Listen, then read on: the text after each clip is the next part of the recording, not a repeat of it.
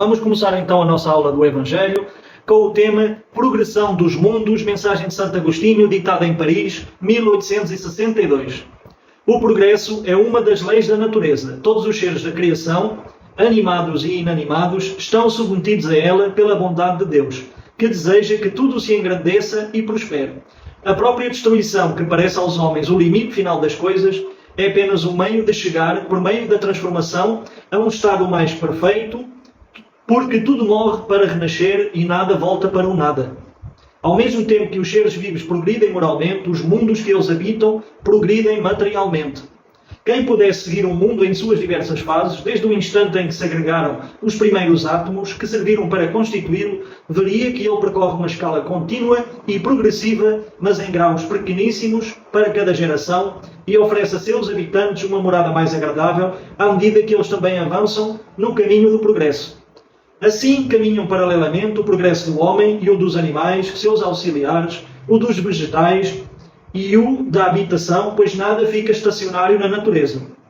Como é grandiosa esta ideia e digna do Criador, e como, em contrário, é pequena e indigna de seu poder aquela que concentra toda a sua atenção e providência no minúsculo torrão de areia que é a terra e reduz a humanidade a alguns homens que a habitam. Assim é que a Terra, seguindo essa lei da progressão dos mundos, esteve material e moralmente em um estado inferior ao que está hoje e atingirá, sob esses dois aspectos, um grau mais avançado. Ela atingiu um de seus períodos de transformação, em que de mundo expiatório se tornará um mundo regenerador, onde os homens serão felizes, pois a lei de Deus reinará. O progresso é uma das leis da natureza. Tudo na natureza evolui, nada fica estacionário, nada fica parado. Até mesmo um vegetal possui a sua consciência. Uma alface, um arbusto, uma árvore, ele possui uma consciência que está ali em evolução. Exatamente o cão, no reino animal, é igual. Todo animal que existe possui uma consciência, um princípio inteligente do universo, um espírito, que está ali em evolução. O corpo mais apropriado para esse princípio inteligente do universo, para esse espírito, no caso do cão, é aquele corpo. No caso do vegetal, pode ser a alface, pode ser o arbusto, pode ser a árvore. E também, eu falei um pouco disso na aula anterior, o princípio inteligente do universo, o espírito, ele passa pelos diversos reinos da natureza, para despertar o seu potencial divino, para despertar os valores divinos. Ele passa pelo reino mineral, pelo reino vegetal, pelo reino animal, pelo reino elemental, dos elementais da natureza, pelo reino nominal e depois entrará no reino da angelitude. Então, como podem ver, não existe nada parado, é uma constante evolução na natureza. E à medida que o homem progride moralmente, espiritualmente e também materialmente, melhorando as condições de vida, também as formas de vida ao redor e no planeta vão evoluindo na mesma linha. Digamos assim, nós podemos ter uma ideia. Quando, no período paleolítico, quando ainda se vivia no tempo das cavernas, podemos ver que as feras que existiam eram mais agressivas, existiam animais maiores, a vida era muito mais dura, a agricultura não estava tão desenvolvida. Ou seja, à medida que o homem progrediu, a própria natureza foi progredindo com o homem. Deixou de haver tantas feras, a vida selvagem deixou de ser tão selvagem. Digamos assim, os animais diminuíram de tamanho, já não existem aqueles animais que existiam, por exemplo, como os mamutos, aqueles elefantes, os descendentes dos atuais elefantes que nós temos hoje em dia, por exemplo. Havia feras parecidas com leopardos, mas maiores, eu agora não estou conseguindo recordar o nome. Então podemos ver que à medida que o homem vai evoluindo, também as formas de vida vão evoluindo. O próprio planeta é uma entidade viva, alguns a chamam de Gaia, também ele tem uma consciência. Tudo o que nós fazemos ao nosso planeta, o planeta sente e ele reage de alguma forma. Podemos ter a certeza que muitas das situações que estamos vivendo hoje, climáticas, têm a ver com a maneira como nós tratamos o planeta. Nós ainda tratamos o planeta como, quando eu falo nós, eu falo de maneira geral, a humanidade. Ainda tratamos o planeta com muita violência, com muito desrespeito, com muita exploração. Não tratamos o planeta como uma entidade viva que merece todo o respeito, que merece ser bem tratado como qualquer ser. E então, muitas das vezes, o planeta reage e tem essas situações climáticas que o ser humano sofre, para que o ser humano desperte para a sua responsabilidade de cuidar de todas as formas de vida do planeta e parar de usar de violência para com o planeta, podemos dizer, isto é uma realidade para civilizações mais avançadas, que é o seguinte: quanto mais o homem evoluir moralmente e espiritualmente e deixar de lado a violência, o desamor, o querer explorar os outros seres, também a natureza vai acompanhar isso e vai reagir dessa maneira. Nós, como humanidade, só recebemos o reflexo das nossas ações, dos nossos pensamentos. É por isso que em dimensões superiores não existem os abalos físicos que existem aqui, de terremotos, de tornados, furacões, de tsunamis. Todos esses fenómenos não existem. Porquê? Porque os habitantes que lá habitam já evoluíram o suficiente, já não utilizam da violência, encontraram o amor dentro deles, já vibram nas mais altas energias e isso se reflete no ambiente ao redor deles. Digamos que eles construíram a paz dentro deles e isso se reflete no ambiente exterior onde eles vivem, ou eles materializam essa realidade. Então, se o nosso planeta ainda tem essas situações climáticas, é por causa que o homem ainda vive, o ser humano ainda vive em muito desequilíbrio, em muito desrespeito para consigo mesmo, para com todas as formas da natureza e para com o próprio planeta. Outra coisa que eu queria chamar a atenção é sobre a criatividade do Criador, Deus. Se nós pensarmos na imensa quantidade de vida e de variedade que existe no nosso planeta, é algo impressionante. Como é que o Criador consegue ter uma inteligência tão avançada, é uma ciência tão profunda, uma sabedoria que está muito além do nosso alcance para criar tantas formas de vida, em harmonia, tanta criatividade, tanta natureza bela, tantas paisagens lindas e tudo ao serviço do espírito, para que o espírito, a consciência que está nesses corpos da árvore, seja do animal, seja até mesmo no mineral, numa rocha, numa pedra, possa evoluir, possa crescer e possa mais tarde encontrar o reino de Deus, ou o reino dos céus dentro de si, como falava Jesus. Agora, pensem bem na bondade e na criatividade de Deus. E nós estamos só falando do planeta que nós conhecemos, o planeta Terra, o planeta Gaia, como alguns a chamam. Agora imagina a imensidade de planetas, de galáxias que existem nos diversos universos, nas diversas dimensões.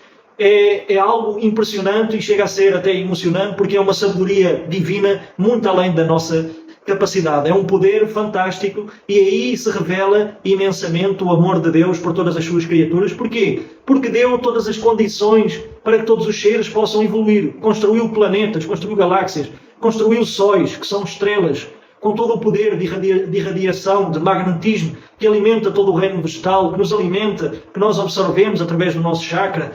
Se nós pararmos um pouquinho para pensar, parar um pouquinho do nosso dia-a-dia corrido, das nossas coisas, dos nossos afazeres, das nossas preocupações diárias, e se começarmos a meditar nestas coisas, vamos ver que nós somos muito abençoados em todos os sentidos. E muitas das vezes, onde nós achamos que existe destruição, quando existem essas situações climáticas que eu falei há pouco, onde nós vemos a destruição, na verdade é mais uma transformação. Na natureza, nada se perde, tudo se transforma. Já dizia um famoso filósofo, Lavoisier. E então percebam, o que aos nossos olhos nós não conseguimos ver para além da destruição, isso é apenas uma transformação do planeta, uma transformação daquela região, que muitas vezes ela é uma transformação não só física, é uma transformação etérica, é uma transformação astral, é uma limpeza das energias dessas dimensões. E no futuro toda essa região vai ser muito mais próspera, vai ser muito mais limpa, menos contaminada de bacilos etéricos, de larvas astrais e todo o tipo de energia mental negativa. E toda essa região vai prosperar, até mesmo materialmente, vai ser muito próspera ali, vai melhorar as condições do próprio planeta, reajustando também as suas energias. Então é isso que nós precisamos tentar entender. Ver para além da destruição, ver para além da matéria, ver para além do físico e compreender que Deus criou todas estas belezas para que nós possamos crescer, para que nós possamos aprender, para que o planeta, também ele é uma consciência, também está em evolução e nós estamos neste limiar, nesta transição do planeta de provas e expiações para planeta de regeneração, para o mundo de regeneração. E então estamos vivendo um momento muito feliz, um tempo de revelações, um tempo em que nada fica escondido, em que nós vamos ter a oportunidade de conhecer todas as coisas, de poder fazer todas as nossas escolhas mediante isso. E não mais existe ignorância, não mais existe escuridão. Teremos agora a opção, com todo o esclarecimento, com todo o conhecimento, de entrar nesse mundo de regeneração. Podemos agora nos regenerar a nós mesmos. Deixar o homem velho para trás. Deixar as velhas teimosias, as velhas sombras, os bloqueios, os traumas, todas as coisas negativas da nossa alma, temos agora a oportunidade de trabalhar através do Evangelho de Jesus e futuramente que possamos ter essas condições criadas em nossa alma, em nosso espírito, para habitar um mundo de regeneração. Então é isso. Pelo exemplo do nosso planeta Terra, podemos também ter uma ideia como é os outros planetas nos universos, nos outros sistemas solares, espalhados em inumeráveis galáxias. Tudo evolui. Esses planetas também estão em evolução. Alguns são mais evoluídos que nós aqui na Terra, materialmente, socialmente, moralmente, espiritualmente, energeticamente. Outros estão mais atrasados, mas existe sempre essa progressão dos mundos. Nada fica parado. Tudo evolui, das formas mais simples até às mais complexas. Ou como diz o mentor Ramatiz, do átomo até ao anjo. Nem que se leve milhares de anos ou milhões de anos nessa evolução, mas nada fica parado, nada fica estacionado. E então falamos aqui sobre a progressão dos mundos. Eu vou falar de um assunto que ainda não falei, porque eu já falei neste capítulo 3, há muitas moradas na casa do meu pai, o que é que Jesus quis dizer com isso? Também já falei dos extraterrestres, que habitam esses planetas e que alguns estão aqui presentes na Terra e visitam a nossa humanidade há milhares de anos, e que o fenómeno OVNI também não é uma coisa moderna, isso está registado na história, na arqueologia, nas tabletas de argila, hieroglifos e até mesmo em pinturas da época renascentista, por exemplo, está desenhado os OVNIs, objetos voadores não identificados.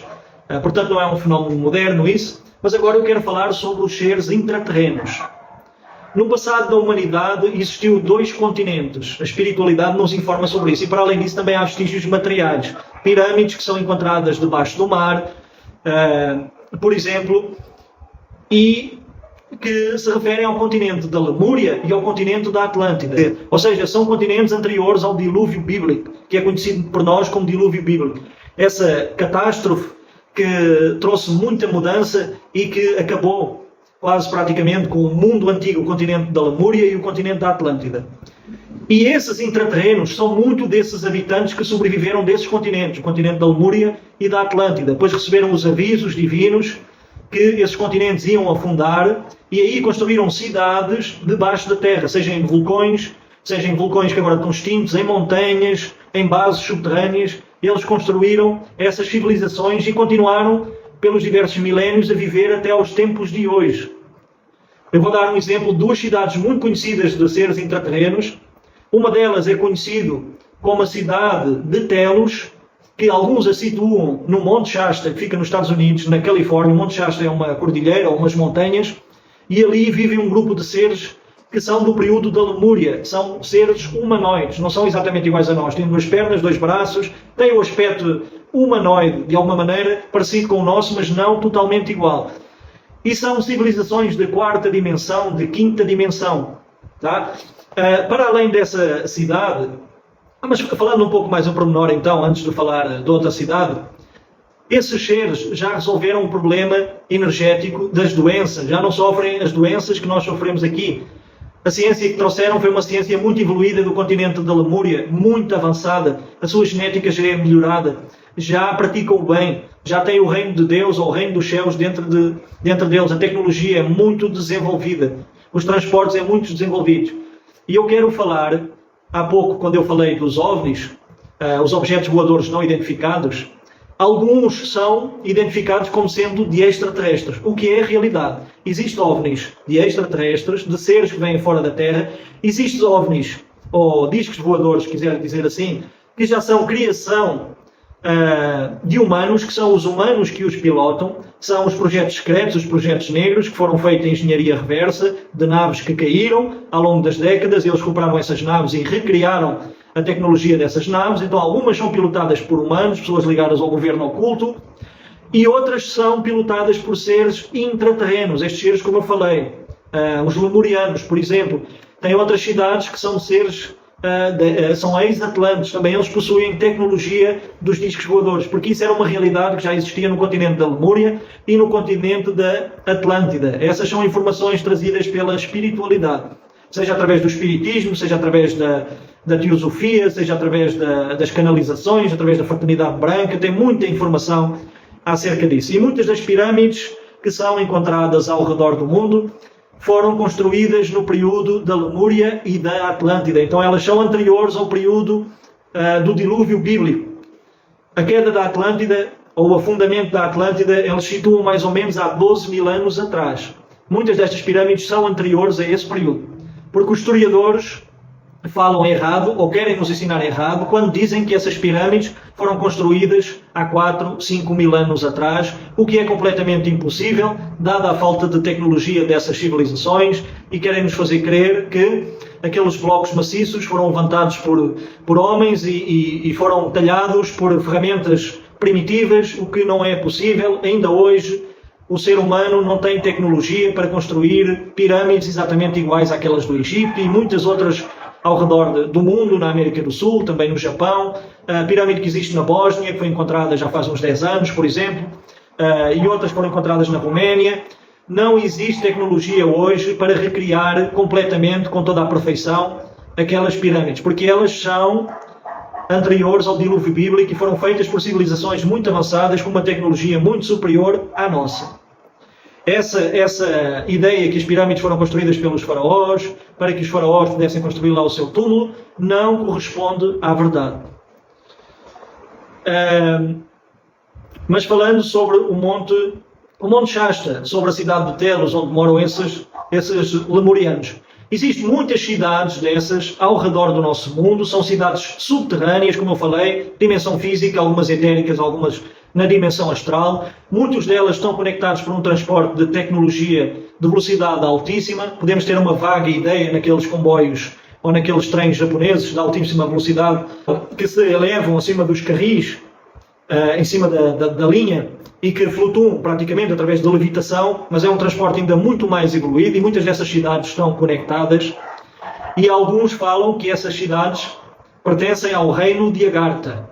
É um reino de cidades subterrâneas de habitantes, de ex-habitantes da antiga Lemúria e da antiga Atlântida, e são chamados de intraterrenos. Para além disso, também tem muitos extraterrestres que vêm fora do planeta e construíram bases aqui no nosso planeta, com todo o tipo de propósitos. Alguns são cientistas, vêm apenas estudar as formas de vida. Há outros que vêm desenvolver tecnologia a partir de minerais que encontram, a partir do ouro. Alguns vêm estudar os oceanos, que no planeta deles não existe oceanos, como é que a vida pode se desenvolver aqui. Outros não têm os maiores propósitos, vêm para roubar minerais, para fazer tecnologias, e outros ainda vêm para fazer programas de hibridização com seres humanos e outras espécies, coisas que não têm os melhores propósitos aqui para a humanidade. Então existe um pouco de tudo. A outra cidade que eu queria falar é a cidade de Shambhala, também é conhecida por Shangri-La, é um nome mais recente. E essa cidade é falada por muitas tradições esotéricas, espirituais, iniciáticas, também pelos budistas, os hinduístas, os taoístas, e por todas aquelas pessoas que vivem no Oriente, já ouviram de alguma forma falar de a cidade de Shambhala. Ela ficou muito conhecida aqui no Ocidente. Os primeiros a falarem sobre ela até foram padres católicos, ou padres jesuítas, ou jesuítas, que peregrinavam por essas regiões da Índia, do Tibete, pela região das montanhas do Himalaia, e que trouxeram as primeiras informações para o Ocidente, histórias que ouviram falar. Mas, mais recentemente, foi trazido pela Helena Blavatsky, essa médium russa, que veio nos trazer, através da doutrina secreta, essas informações e veio criar a teosofia, porque ela era assessorada por muitos dos mestres ascensionados que vivem na cidade de Shambhala. E muitos localizam essa cidade, para muitas das religiões que eu falei há pouco, é considerado um local sagrado, quase como se fosse um paraíso na Terra.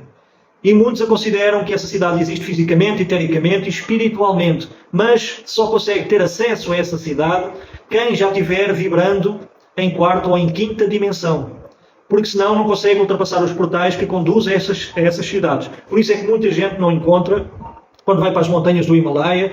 Muitas expedições foram feitas por várias pessoas tentando encontrar essas cidades no plano físico e até hoje, pelo menos a informação que eu tenho, não conseguiram encontrar, ou aqueles que conseguiram encontrar eram pessoas muito espiritualizadas e conseguiram passar os portais porque tinham a vibração de bondade, santidade das intenções e conseguiram entrar fisicamente ou então em corpo astral, através do desdobramento, conseguiram visitar essa cidade de Shambhala.